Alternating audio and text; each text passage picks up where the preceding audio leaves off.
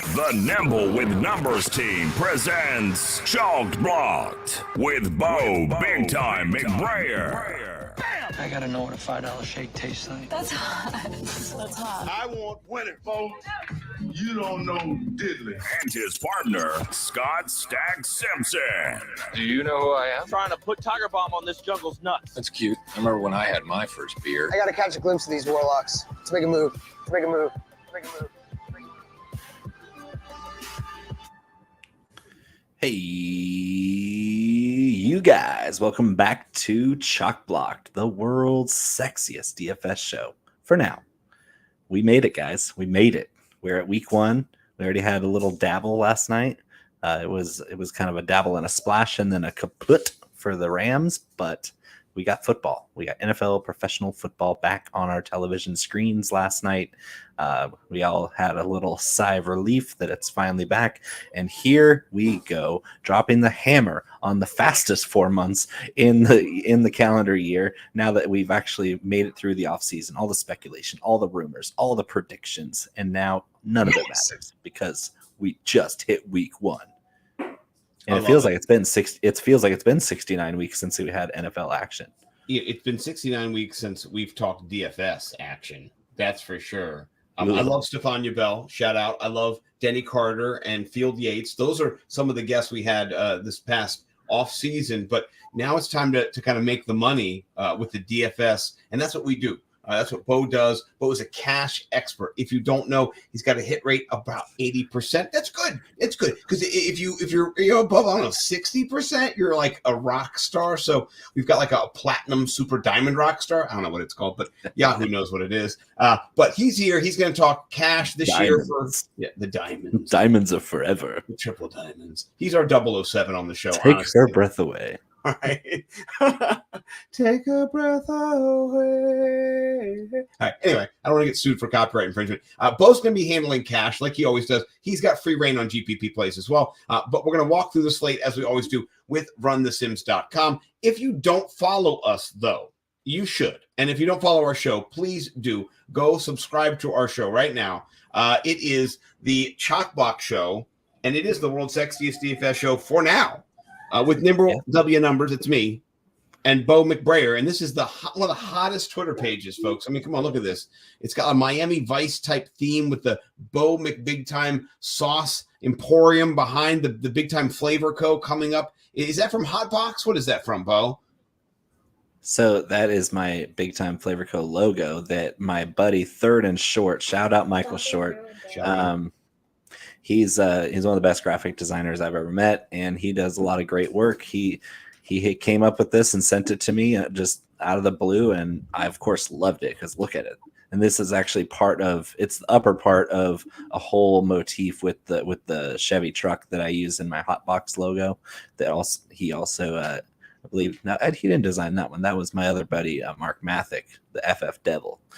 So shout out to both of those graphic designers. Tons of talent. It's cool to have something that is your baby. Big Time Flavor Co., the official punch in the mouth of fantasy football. It punches me in the mouth regularly, and I like it. You can get, though, less of a punch in the mouth. You got the Smoke Shack barbecue rub. You don't like it as spicy, but you like the taste. It's Taco Sizzin'. That's a nice little sizzle that you can use anytime, honestly, every Tuesday. The Shelby Street Heat Nashville Hot Blend, though, it is Field Yates' favorite. It might be one of my favorites, too. You get the full bundle. Fan favorite. Yeah, I mean, get the bundle. Full bundle. Full bundle gets all 4 seasoning blends and the Hot Box Gourmet Hot Sauce. That is most deliciously intense condiment on planet Earth. Well, you know what? Transition is great for the deliciously hottest, most spiciest football simulator, optimizer, a lineup generator over here at Run the Sims. Shout out Justin Freeman. Shout out Pat Mayo. Love those guys to death. Appreciate them. This is free. We work for them. We're trying to let you guys know a tool that we use that we really like. So we're going to use this all year to break down the slate. We're going to go right down the slate, right? I'll let Bo be the conductor. We'll start with the 1 p.m. games. Then we'll transition to the 4:25 games. All the while, as we build, we'll talk about our favorite stacks for GPP and our favorite cash plays. won't stack the cash plays, but we'll just shout them out. So, Bo, we'll let you run the board. It's like in the Vanna White, where would you like to touch the screen? Let's just go left to right. I mean, that seems like the most logical conclusion here. I love it. I'm gonna fix a cat toy too, by the way. This is multitasking. Hey, shout out cat toys. Nice. Shout out cat toys. Nice. Yeah. I'm a big fan of cat toys. Honestly, I'm not gonna lie. But let's talk. GPP. I'm sorry, cash. Then GPP. What are some of your cash plays in this game? Who are you leaning towards? Are you looking at Joe Mixon, who has just been devilish against Pittsburgh, rushing and receiving the last couple of years with a combined over 200 yards total? What do you think? It's hard to say no. The Bengals have been really surprising because despite not having a very good offensive line, Joe Mixon's a high volume back. He's involved in the passing game. And the Steelers, we don't know what they're going to be this year. It's Kenny Pickett for now. It's Najee Harris, as long as he can hold up with his huge workload that he has. It remains to be seen. But I think the Bengals are the better team here. Yeah. It's just going to come down to longevity for both these teams. This is a knock 'em out, drag 'em out division. It always has been. It's going to be hard to tell what the Bengals are going to be backing it up with. I mean, do we see a Super Bowl hangover from the Bengals? It's going to be hard to determine whether or not the Bengals are for real. Because last year was a magical run. Nobody saw that coming. Nobody. Yep. Most analysts had the Bengals dead last in that division last year preseason, and it just panned out to where Joe Burrow's really good. Jamar Chase is remarkable in every way. T. Higgins is right up there with Jamar Chase as far as ability ways. Cash games, I'm looking at volume, and you know that from if you watched the show before. I'm looking at who's going to be getting the most meaningful touches throughout the game, and of course, game flow plays a huge part in that. I think the Bengals are going to try to exploit Pittsburgh through the air because the corners for Pittsburgh aren't very good. And if we know anything about Pittsburgh, they are going to try to heat up Joe Burrow. And when you try to heat up Joe Burrow, he's the best in the NFL against pressure. So I think I'd rather, like in a cash game, take an obvious swipe at Jamar Chase or T. Higgins. Mm-hmm. And I don't necessarily have to stack with it, but of course, on the other end, Najee Harris. I mean, I don't think the Bengals' run defense is that good. They're okay, but they're not world beaters against the run. And Najee Harris, he did just fine, guys. Everybody's saying, "Oh, he's top 5," but he was top 5. Whether he gets it through a crap ton of volume or he breaks off a big run, which he didn't do very much last year, it really doesn't matter as long as he gets the points to make you money.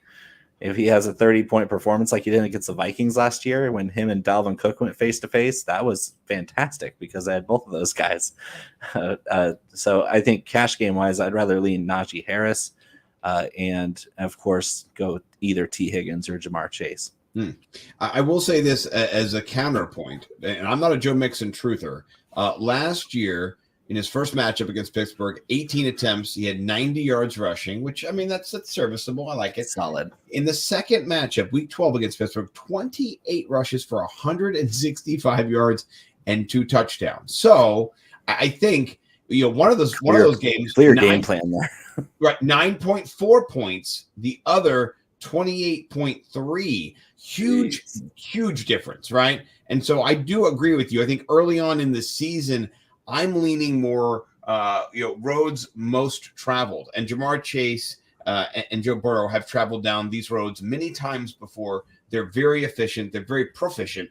And so I love that as a skinny stack in GPP too. So if you're cash gaming it, I think 7,100 for Jamar Chase is a nice value. It's not something that I'm going to overlook. If you're in GPP, though, I don't want to play him naked. I'm going to stack him with Joe Burrow, hoping he gets 2 touchdowns. If you don't play him naked in GPP, if you play him naked in GPP, it's not worth it. Let me just say that. There's no reason I'm playing him at all by himself. He has the touchdown upside, but I want to get that with Burrow too. I think other players have touchdown upside too. So any other plays before we jump to the next game? A little bit of a GPP splash from George Pickens. I can see him or Deontay. Everybody's sleeping on Deontay Johnson. He's really good at football. 5% roster projection so far at only 6,000 flat. I love that leverage spot against T. Higgins or Jamar Chase lineup. That's pretty good because Deontay is just as good as both of those guys. He's not as explosive as Chase. He's not as tall as T. Higgins, but he's damn good. He's been top 10, and I think he's going to be top 10 again this year because he's an elite separator. But George Pickens, 4,100, and barely picking up any popularity at all at 2% projected. You never know. I think Ole Mitch throws a pretty decent deep ball, and George Pickens might be that splash touchdown that you're looking for.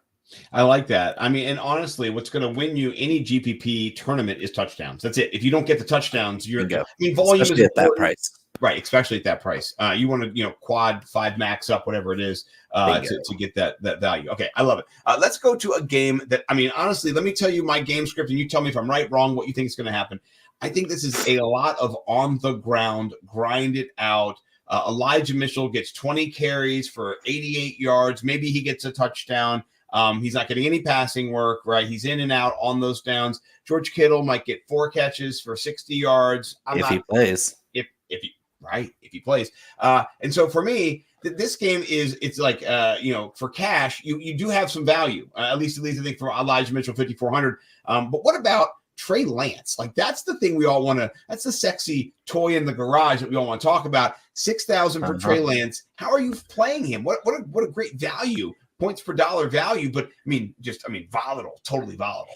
But of course, he's the reason I don't want to play Elijah Mitchell, because they get down to the goal line. Guess who's going to be getting those read option pulls? Trey Lance has a lot to prove this year. I mean, I don't know if you check the news or anything, but there's kind of a little bit of a controversy behind center in San Francisco. Still there? Is that lady still? She's still drawing there. Every painting every day.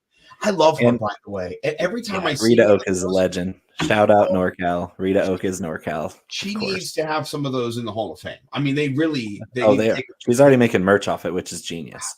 You know what? I hope she lives long and prospers. Please go. Yes. So Trey Lance is a great spot here. Look at that projected 3% rostership. Oh my God. When I saw that today, I could not believe it, Bo. I couldn't wait to talk about it too with you. I thought that's wild. That's slate breaking, honestly. It has a potential. I mean, I like other quarterbacks in a GPP format because this is a low total game for sure. But in a cash game, look at that price. Like, I can work around 6K for a quarterback with rushing upside, and I can fill in all my other big whopping running backs that I want to squeeze into my lineup for cash. So yeah, I like it for both. I really love it for cash. Yeah. So let me ask you a question. This is not as DFS related, but just maybe overall. How different is Trey Lance going into this year than Jalen Hurts going into last year? And I mean, is that a similar comp? It's a little bit different. Traded more starts the year before from Hurts, more ownership of the team possibly. So here's the deal: Lance is more developed as a passer than Hurts was going into last year. On the other hand, he hasn't played in 2 years. Like he played a couple of games last year, got hurt. And that's really why Jimmy G kind of held on to the job as long as he did, because they were winning when Trey Lance got hurt and Jimmy came back from his own injury. And Trey Lance is a better passer than Jalen Hurts at this stage, but we saw the growth that Jalen Hurts had even towards the end of last season. And of course, we're expecting him to take another leap this year. So Lance is he has a higher upside for passing because he's already got the arm talent and the accuracy built in. He's also just as athletic. So if Lance can shake off the rust early on, we could see some pretty meteoric upside from him. I really like that because I think in this matchup, what you're looking at is a few, at least GPP wise, a few plays. Sorry, I'm dumping our show everywhere so that people can get a hold of it in their local DM Twitter group, and then dumper. You got to just dump on this bad boy. You got to just dump and thump, I think is how you would define this. But anyway, of course, I'm like 30 group chats with you. Oh, I'm beating you to it. You can do a different one with a different hashtag or whatever. What I'm, I guess, speculating in this game is the total has gone down from 42, 43, already down to 40. I mean, I do think that the Vegas speculation is kind of hemorrhaging my desire to kind of play this game in GPP. In cash, though, I do like it a lot.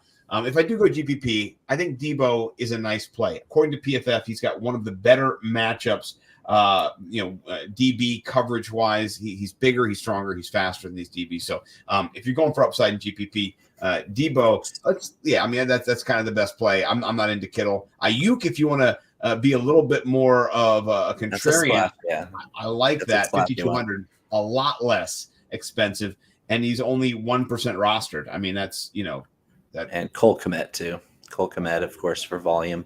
I didn't even get into the tight ends. I'm a Cole Kmet truther this year. And Kittle banged up.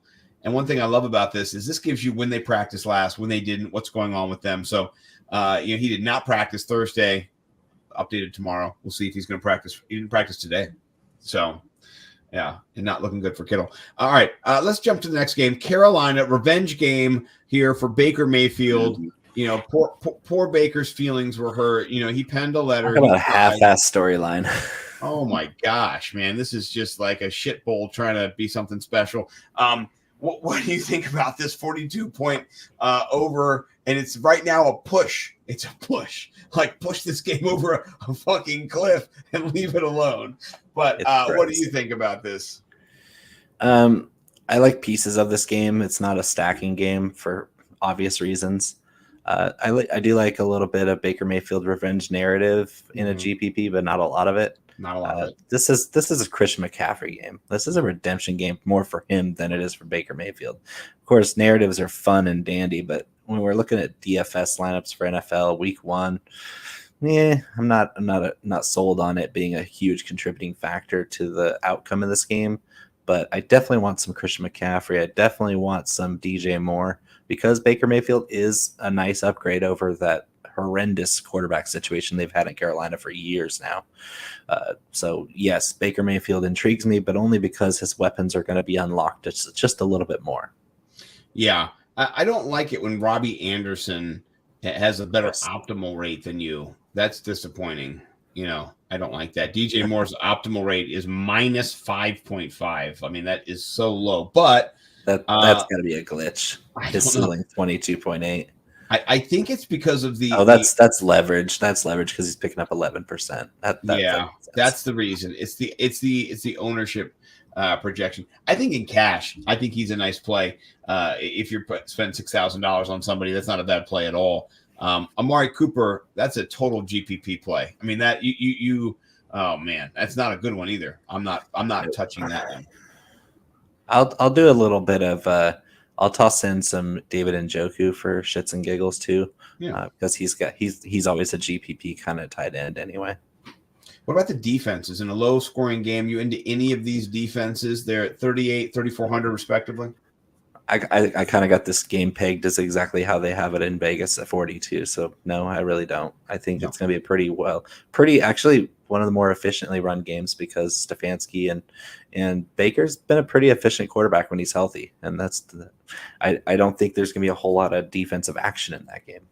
Yeah, I think it's one of those pretty games, unwatchable. I'm going to say it's on the red zone. Scott Hansen barely mentions it. You kind of see a field goal here and there. Then they give you a punt return for a touchdown. Then they give you something else, and you're just like, God damn it! Throwback touchdown. Yeah, Christian McCaffrey gets a touchdown, and whatever. But okay, let's get to a game I think we both are really excited about. I'm here locally in Maryland, and today our boy Lamar Jackson did not sign his tender. There was not an agreement. They do not have an option for the 5th year. It is something we knew was going to happen, not a surprise. But do you think that impacts Lamar at all? We hear narratives, fire in the belly, all this kind. I mean, these guys are millionaires playing a kid's game. How is this just because we want to talk these narratives up, or is it actually something behind that story? No, he's still playing it for $23 million this year, and he's probably going to play on the franchise tag next year if he signs it. But you know what he's looking for. He's looking for that fully guaranteed Deshaun Watson deal, which he's probably not going to get, but he's going to try to get as close to that 50% guaranteed money that everybody else has been getting lately. Average quarterback contract this offseason has been 47% guaranteed money, which is a lot when you're considering $250 million total. That's what he's looking for, and the Ravens aren't quite ready to give it to him. The problem is if Lamar goes out and does what Lamar does, which is if when he's healthy, he does the 2019 Lamar where he scores a bajillion fantasy points and they go deep into the postseason again, it's going to cost them $400 million to get this guy in long term. And 250 million is going to be a deal. It's going to be a steal. They should have signed a long time ago. He's going to be, if he plays well, which he's going to be off to a great start playing the Jets week 1. Good Lord. Right. We're going to have the part where they're going to want to negotiate mid-season, and he's not going to have it because he knows if he has a huge season, he's going to get a Josh Allen deal. Right. So he can almost play himself in this season for success. I like that. That also bodes well. The last time he played the Jets, he passed for 212 yards, which I mean that's feasible. That's high for Lamar Jackson. I like that. And on the back end of that, there was 5 touchdown receptions, which So we're not predicting 5, but I do believe, Bo, I quoted you in my sports gambling podcast, Stacks of the Week article, that this is your front runner for the best stack of the week. You're not just playing it by itself, though. So let's get into that. I'm interested to know, how are you running it back? Is it Lamar with a wide receiver and a tight end, just a wide receiver? How are we doing this? Yeah. So I'm going to fully endorse the narrative that the Ravens are going to win handily, but I'm also going to embrace the narrative that the garbage time points from the Jets offense are going to be pretty good. So I'm going to do the Lamar with Rashad Bateman, Mark Andrews, and I'm going to run it back with Elijah Moore. And on some of my GPP tickets, I've actually, instead of running back with Elijah Moore, I'm running it back with Michael Carter, because I can see that garbage time little, like, death by a million screen passes or dump offs to Michael Carter, and he's going to get plenty of run. Like, Breece Hall is more talented, but he's a rookie in his first game. I don't think they're going to give him a full workload, especially when they've been calling Michael Carter the heartbeat of their offense all offseason. Now, I love that. And if you're watching on YouTube or on Twitter, the cool part about Run the Sims is all you got to do is click a few buttons. You're changing your build, and they save both of them over here. So you can just go around and really quickly. Oh, yeah, hold on. Noise. Yeah, you can. I love Bo. By the way, me and Mike had Bo on earlier this week on the Fantasy Millionaires. Bo, 55 people watched that episode on YouTube, one of the most watched of our shows, besides, I think, the Denny Carter episode, which is a collab, though, more than an our show. And I got to think a lot of it came down to you, and Mike could not stop talking about how much we love you. So your noise means a lot. Anybody else in this game that is even worth playing? Are you even going with Garrett Wilson on a 1% stack? I mean, he's cheap. He's a rookie. Elijah Moore, you saw that. He could not get going as a rookie early Not on a huge slate like this. Yeah, I agree with you. I mean, not when you have somebody like Sky Moore, who we'll get to in a little bit. All right, let's talk about New Orleans, Atlanta. I'm under the impression, honestly, that you're going big or go home here, and by that I mean 5,700 for Kyle Pitts. That doesn't make sense. That doesn't make sense. And then on the other side, Alvin Kamara. I think those are the two marquee plays that I'm kind of going towards in cash and then also in GPP. But sometimes it doesn't work both ways. What do you think about that? Would you play either or both? Are you leaning one way? I play both. Like, do a little face-off action there. Kamara and game Pitts. stack run back. Kamara at 7,600 feels like a cheat code against the Atlanta defense. I know Atlanta's not good, folks. They want to try. Anytime you get these PPR backs like Christian McCaffrey, Alvin Kamara, Austin Eckler, those three, if those guys are ever under $8,000, you don't want to miss out on it. Can I just say, love Mike Collins as well in the YouTube chat, and he loves the bow. Look at that. He's got double bow love in the chat. I want you to ask a question for you both. Think about, what do all these things have in common? It's like a Sesame Street thing. Like, the last couple of years, Leonard Fournette, Alvin Kamara, Christian McCaffrey. Do you see a common trend, Bo? Is there something that ties them all together somehow, that puts them in some type of experience that maybe they are tied together somehow? I don't know. What do you think?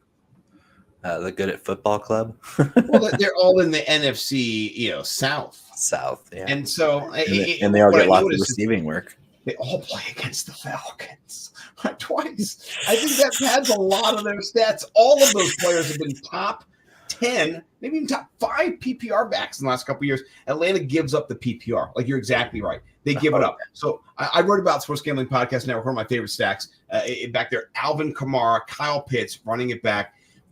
Kyle Pitts, 5,700. you're not going to get him above 65 by the time the season's over. It's just going to be, this is a cheap code right now in this situation. Anybody else you like, though, in this game besides those two? You going Jameis, the king? Yeah. I love 5,300, man. That's a sneaky play. That's so sneaky. I don't expect Michael Thomas to get a full snap share, even if he is playing, which we're obviously dubious about because we haven't seen the guy in 2 years. Right. But doing a Chris Olave stack with Kamara and Jameis, that is a sneaky 1%. I actually wrote about Chris Olave being the most likely person, I think, to get a 50 or 60 plus yard touchdown in week 1 out of anybody. Anybody. Like, I think him and Elijah Moore have some of the best opportunity with what their quarterbacks are going to do. We forgot to mention, by the way, in that Jets game, there's no Zach Wilson. We have Joe Flacco, Lindsay Okay's favorite quarterback of all time.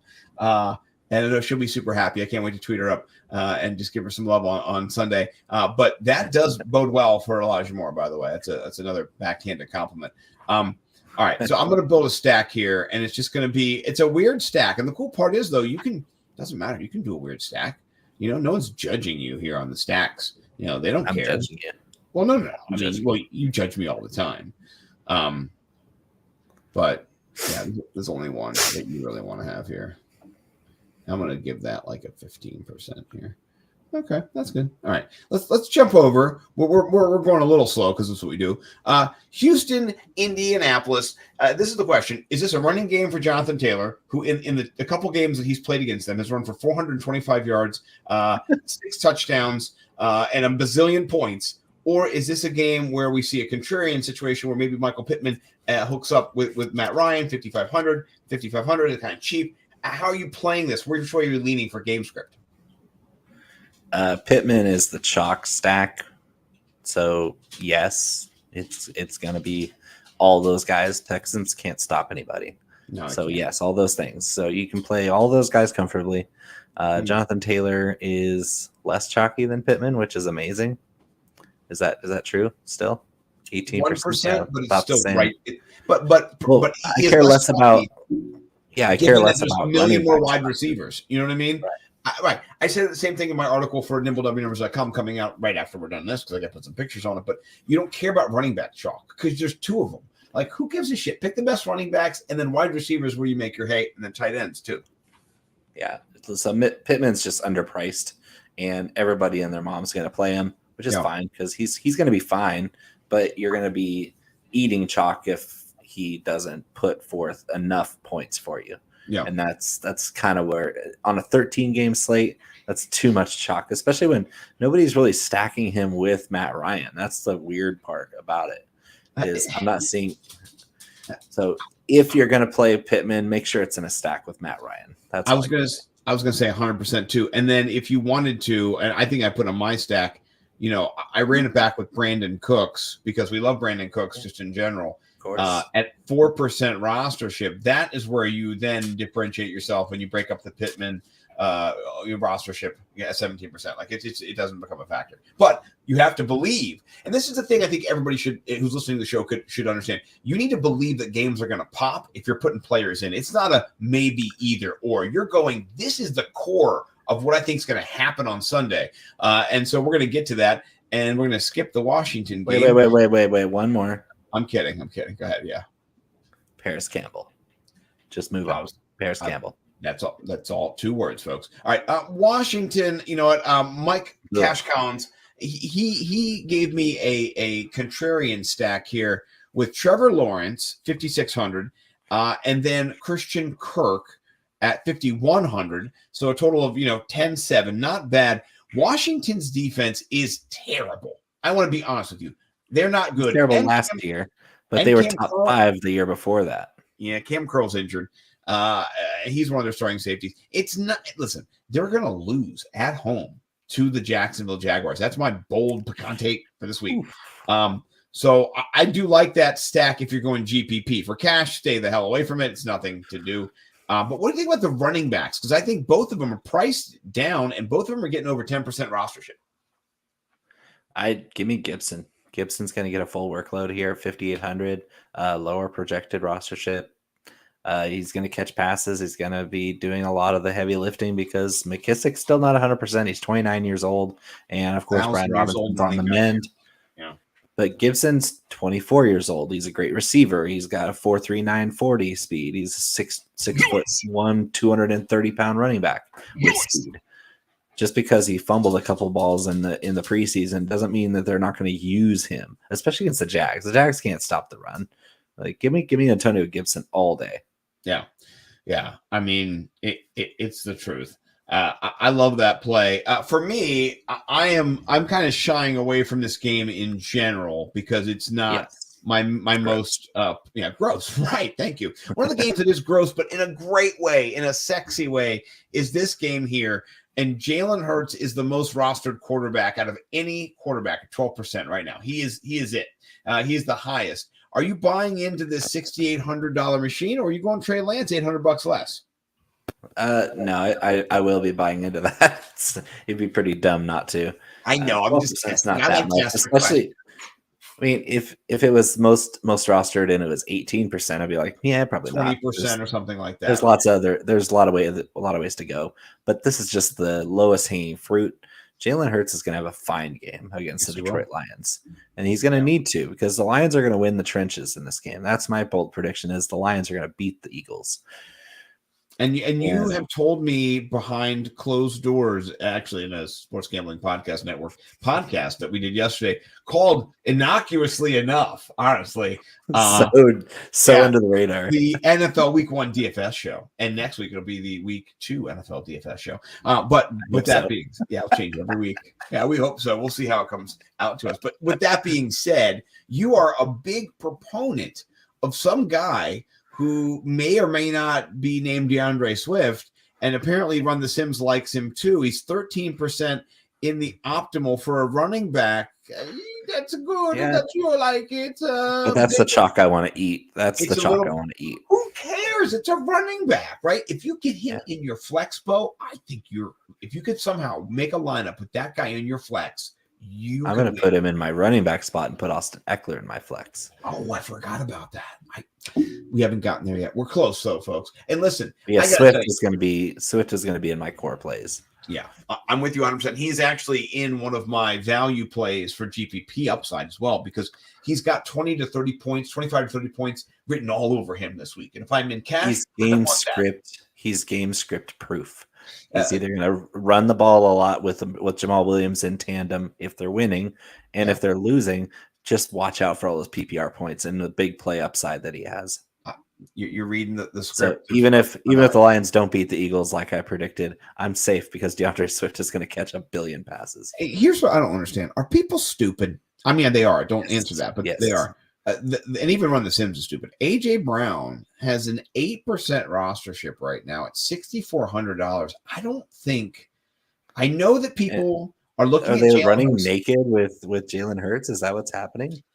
You know what? This is wild because let me tell you something, Bo. You might not know this. Last year, Ryan Tannehill only passed for 600 more yards than Jalen Hurts did, but it took him 100 more tries, right, to do that. And so what that means to me, honestly, is, and Jalen Hurts averaged 7.3 yards per completion, and Tannehill's on 7, almost 6.9, which is not good, right? And so with now AJ Brown, don't you think that it's going to increase for Jalen Hurts? He's going to be moving up and also Devonta Smith, second year. Devonta Smith is going to be a better wide receiver. He's going to improve. You have Kenneth Gainwell as a PPR back out of the backfield. You have so much potential for touchdowns with Jalen Hurts rushing them in, with him passing them in to AJ Brown. There's a lot to love in this game. This is a core game stack for me, honestly. If I'm going to be playing this game, are you thinking what I'm thinking? I mean, Hurts, Brown, Smith, and run it back with Swift. Yeah, or run it back with Hawkinson. Even I think Hawkinson's going to eat. You could do both of those. You could do either one of those. And if you're going to do a bunch of those 150 plays like me and Mike do, do a couple lineups with those, do a couple combos with those. So no, I really like that. This is a game I think you should camp out in and do a little bit more research on if you're not sold on for sure. All right, let's talk about a game that it's interesting. It's got a pretty high total. I went back and looked at these games, right? And I wanted to know for the last 10, 15 years, what's going on with Miami and New England, because it's a very interesting situation between both of them. Miami does have a good home record against New England. Ownership. They've beaten them regularly. And then if you look at right now what's going on here, Tyreek Hill 12%, and then Jalen Waddle. I mean, is he going to play? I think he's okay. Yes, he's a full go. He's a full go. Well, 3%. That's been 4 times the value. Is this one of the Salvetri? That one dude is Jalen Waddle. It's Jalen Waddle. Jalen Waddle's that one dude. Keep your voice down. Keep your voice down. Sorry, we're on a podcast, Bo. I don't want anyone to know. But I did my Pecan Takes with my week 1 Pecan Takes article for Fantasy Pros, and one of my predictions was that the Miami Dolphins are going to kick the ever living shit out of the Patriots, because guess what? The Patriots are run on offense by one of the worst receiving corps in the NFL. Mac Jones, who is in his second year, and they don't even trust him to throw the ball more than a few times. In certain matchups, and his offensive coordinators, plural, are Joe Judge and Matt Patricia. Yeah. What a joke! What a joke! Can I add something to that too? If you're worried about Tua and maybe the Patriots getting to Tua, I have an interesting stat that I'm guessing that most people did not pick up on.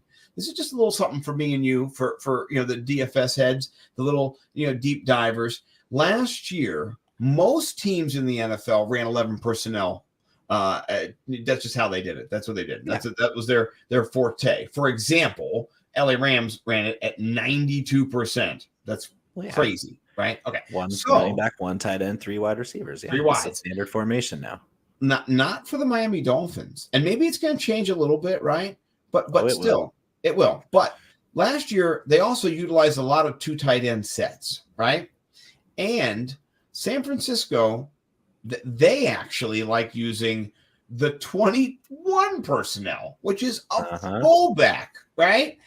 And 2 wide receivers. So what I'm trying to get to you guys to understand is you've got 2 speedsters, 2 great route runners, and they're going to protect Tua. They're going to roll him. They're going to put people out there to protect him. And if they don't get they're going to use Mike Gesicki as a human shield. He's been lining up in line a little bit more than people would like. It's just way more. And what that does is, if you don't understand, that gives a chip to an rushing edge rusher. And then also, Mike Gesicki can leak, right? So maybe it doesn't ruin him totally, but it does give sprung a leak. His value sprung a leak. For sure. Yeah, for sure. But I think that you're exactly right. And Tua is not very expensive. I think he's $5,700 if my little brain. Oh, my brain is correct. I love $5,700. So you could skinny stack. I'm calling a skinny stack here. Little Tua Waddle action.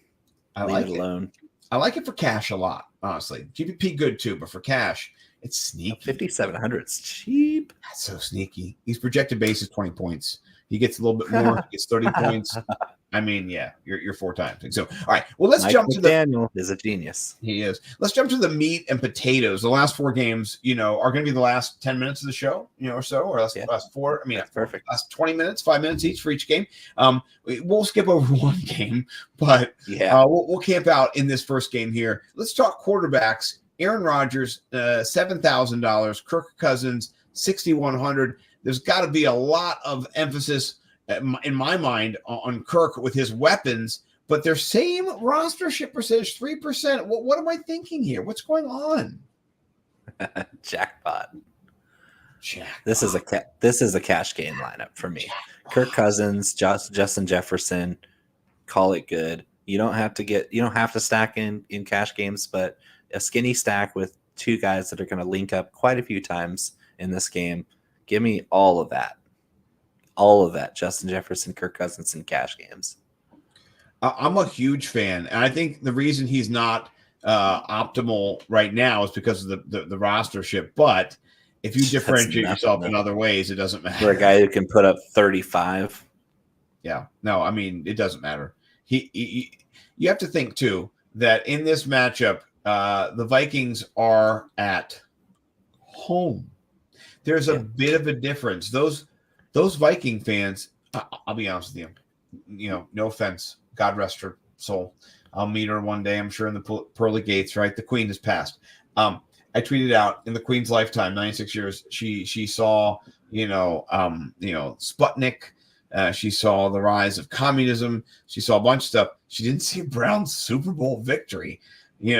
I could have said 4 NFL championships, though. It doesn't even matter, though, right? Super Bowl. It does. But she's old. She's so old that she was alive. She was queen before the merger. So she was queen before they put football on TV. Right. Before there was TV, period. I'll say this. I like slamming Browns fans because they're Browns fans. I did not want to slam Vikings fans because, man, I think they've had a lot of hardship over the years. Same with Bills. I like both those fan bases, and I'm not going to hate on them. But the Browns, particularly people who just like Nick Cairns, who just love on Deshaun Watson, it's just so gross. So I have a little bit of vitriol in my heart against them. So that was a joke, people. I understand you won 4 championships before you're ever Vikings have won 0. None. So I mean, the Lions, it's been like 10,000 decades. So what do you think about Irv Smith in this game? He's coming off of injury. He is projected to be a little rostered, honestly. 9% is pretty high for a tight end. That's pretty high. Yeah, that's a fade for me. Let's go big picture.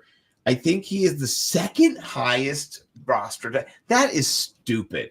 That's stupid, wild. People. That's why. I like Irv. I like Irv quite a bit. I don't like him that much. Pay up a little bit, guys. Don't be a cheap bastard in that situation. Are you going Aaron Jones? Are you going Dalvin Cook? Are you interested in either of these guys? They both seem to, Aaron Jones wise to be rostered. Yes, on both Dalvin and Cash, Aaron Jones and GPP. Yeah. For the receiving upside, of course, he's going to be the leading receiver on that stupid team.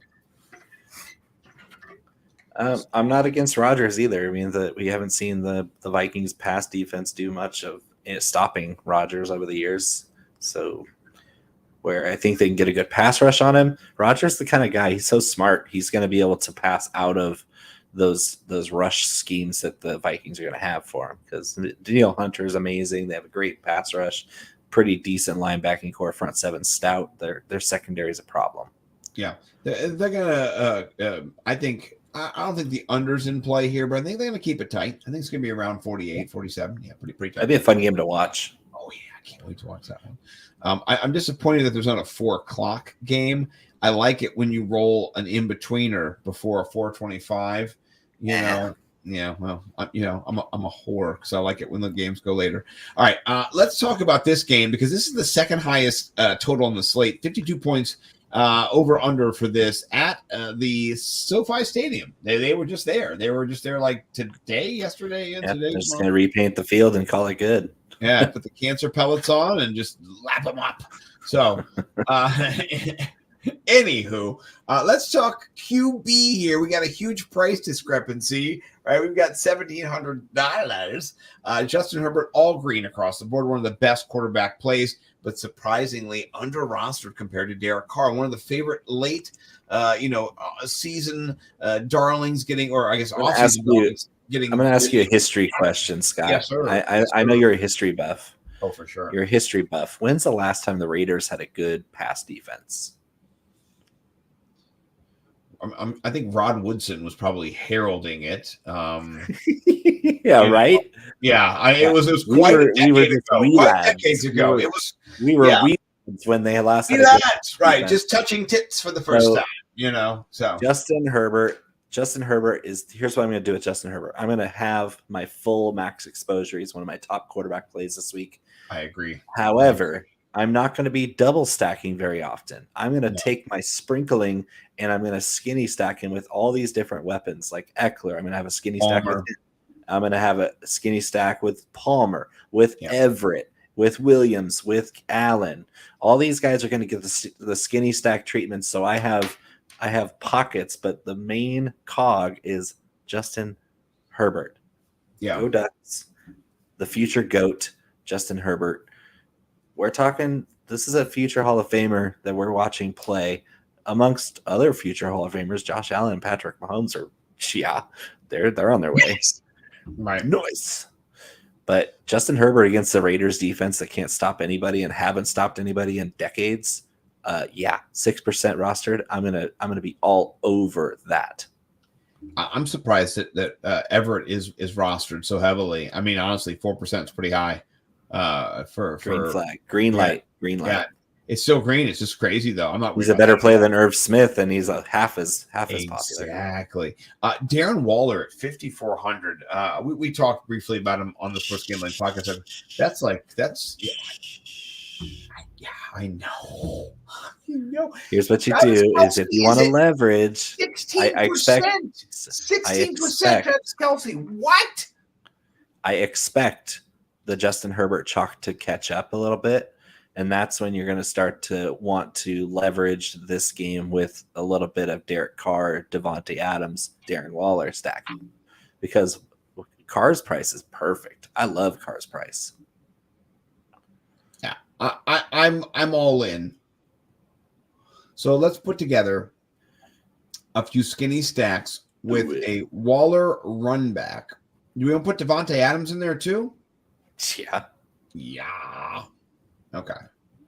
Herbert Allen, Adams, best receiver Waller. in the NFL. I like that one. Herbert Williams, Adams, Waller. Yes. Herbert Allen, Hunter Renfrow. Maybe 1%. Maybe a little. Josh Palmer. Yes. A little bit. Mike Williams. Sprinkling. Yeah. Boston Moreau, out. All right. I like that. I do think I forgot to put some stacks of our guys in here. And honestly, it's my rust. Bo, I apologize. I'm not a professional. That's okay. As I pretend to be. But I know we talked about. We can use this time to do that instead of the next game. Oh, that's exactly right. That game is some hot garbage. Nobody likes play Derrick Henry, and that's it. Okay, let's stack Derrick Henry with Derrick Henry. Okay. You know what you need more is more Derrick Henry. You can do it. You can just okay. 20 well, 15%. 15%. Well, let's look and see what his rostership is. It doesn't matter. It doesn't matter. I think it's 17%. Honestly, I think it's right in there. 13. 13. Okay, so we're a little bit above rostership there. All right, should be. Let's get away from that game. All right, you know how you get rid of Derrick Henry? You give him more Derrick Henry. Yeah, Derrick. Cheers to Derrick Henry. By the way, I'm experiencing a rejuvenation of Oktoberfest. After you start working out, apparently you can drink some beers again. So this is from Hofbrau's. I sat there right in the little area in Munich where the Führer gave the speech, the beer pushed whole speech. Could not believe it, man. It was crazy just to be in that setting and to realize what had happened. The airport in München is one of the cleanest places I've ever been in my life. Incredible. You could lick the floor for like 100 yards and it would be like cleaner than your dinner plate. That place is spotless. I met my guardian angel in person for the first time where I recognized him in Munich. We've been there for several days enjoying hostels, beers, traveling around. We went to Biertjesgarten. We went to we were going to go to Hitler's Eagle's Nest, but it was closed, even though it was no snow. They expected snow, they just canceled it. But we took a gondola up to the Alps, the German Alps, right there on the edge of Germany and Switzerland. Italy's kind of over there. So beautiful, incredible. One of the best times of my life. I enjoyed it so much. But we're about to get on a train to go somewhere, and this guy starts following us, and I'm just like, who the fuck is this guy, man? We start to try to lose him, and we're in the train station going different ways. Big, tall, African man, or maybe Middle Eastern. I don't know where he's from, but I mean, he was a black man. And then, I was like, I think we got away from him. He sneaks around a corner. He's like, hey. I was like, hey, man, I don't want any trouble, guy. He's like, your train is moving. It's not on this. It's not on the 6. It's over on the 15. I was like, my train. He's like, God bless you. Go in peace, brother. And then he left. And then we were like, what? He just wanted to help you get on your way. Our train had moved to another. But we weren't out there telling people what trains we were going on or anything. Like, we were leaving the country. Some random guy like chased us down to like make sure we got on the right train in a weird foreign country. I was just like, that my guardian angel. So love Germany. It's a really cool place. Your train, if you it caught the wrong train, was headed to Auschwitz. Oh man, I really do not want to go there, Yeah. So with that segue being there, we're going to go check out the last game of the slate, which is the biggest game of the slate, which honestly I think there's some hidden gems in here. I want to hear from you, but I'll give you one stat. 64% of the time it works every time, something like that. 60% of the time it works every time. And that's the 20, that's the 11 personnel. That's the 3 wide receivers we talked about earlier for the Chiefs. They run a lot of it. They run a lot of it. And so they don't have that many wide receivers on their team. Let's just put it that way. They do. They're just not very good. That's exactly right. And so I want to hear your breakdown of how this game goes. I think there's a lot of points scored. 30 points is on average for the Chiefs last year, by the way. I feel the opposite way. I think this is going to be a disappointing game. I'm going to be betting the under 53.5 in this game.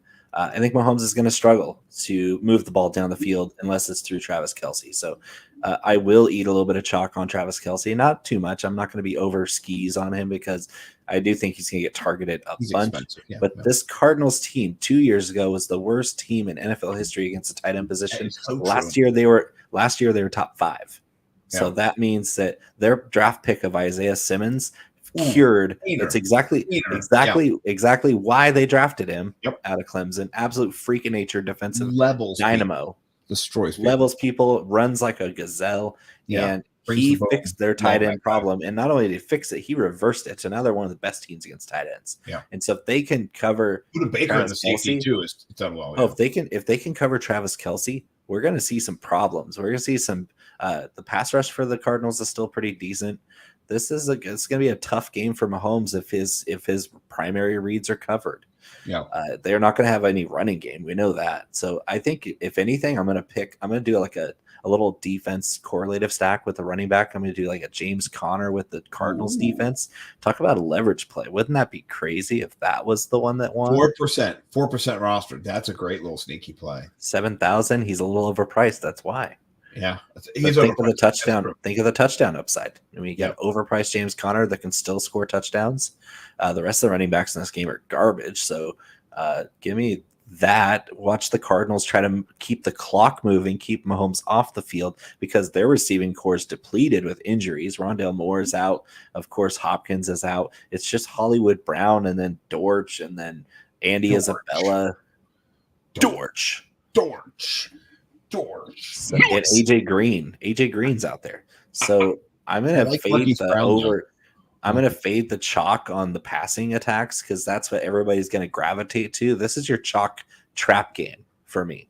So I'm gonna actually leverage. If I'm gonna go in this game, I'm gonna do a little Kelce and I'm gonna leverage the running game for the Cardinals and the defense for the Cardinals because I'm betting that the Chiefs are gonna struggle without Tyreek Hill on the field. I'm not going to disagree with you on that. I am not going to completely disagree with you. I think they struggle comparatively, but I think what you saw last year was when the defenses adjusted to them, they had to adjust how they attack them. And what it showed was the versatility of Patrick Mahomes. So Josh Allen, he's so great. He's so great. You saw last night what Josh Allen did to one of the better defenses that's been around that won the Super Bowl. I mean, honestly, they're a good defense, right? They beat Tom Brady. They beat Joe Burrow, two really good quarterbacks last year. So I'm not underplaying that. They crushed them last night, right? Different year, new season, but I'm not gonna.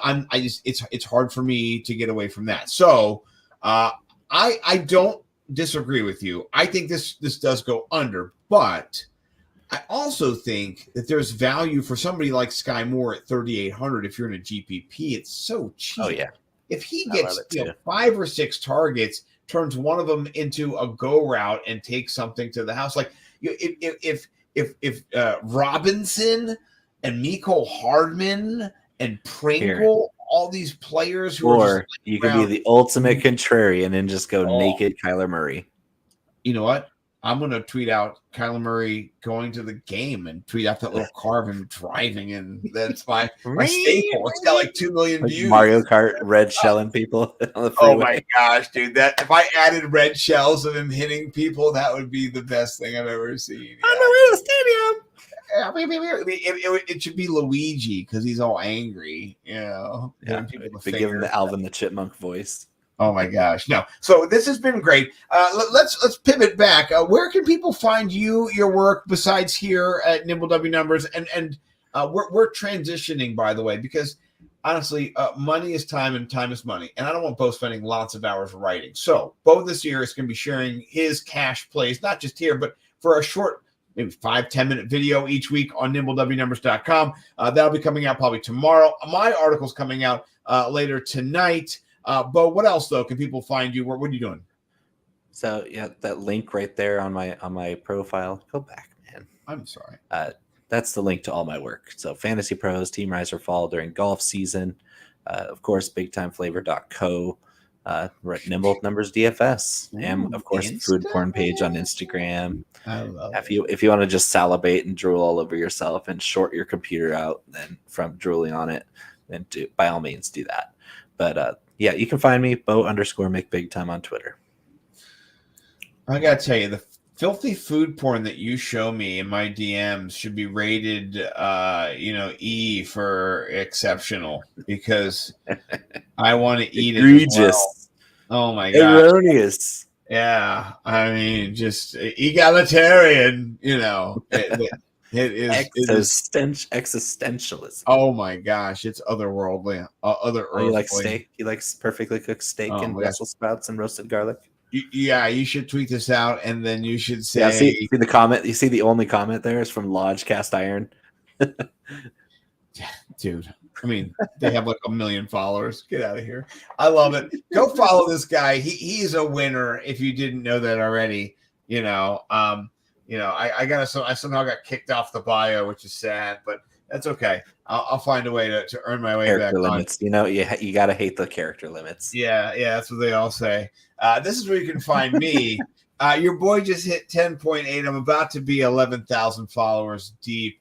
I'm running away from you, Bo. Let's get back in the game, bro. Let's I know. I'm not building followers. People don't like me.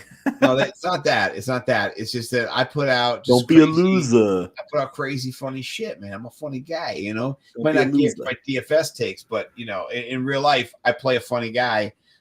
In real life, So you are a funny guy. I'm a funny-looking guy. I've seen your funny-looking mug in person. Yeah, look at this. It just keeps going. It's all me, So that's a content you get from me. This is today while I was writing my article. Winter decided to like purr next to me like a kitten. So you know what that's about, Bo. Anyway, we're gonna be crushing it all year long. Appreciate you guys checking this out. This is gonna be a podcast too. So if you're listening on our Apple or iTunes or anywhere we find podcast, thank you. Appreciate you. Cheers. Oh, that was sexy, Bo. Appreciate everybody. We'll see you guys next week. 9